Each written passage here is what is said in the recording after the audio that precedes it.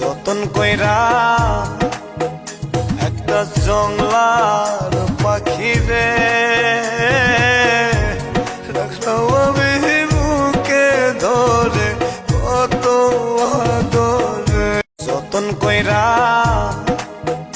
একটা জংলার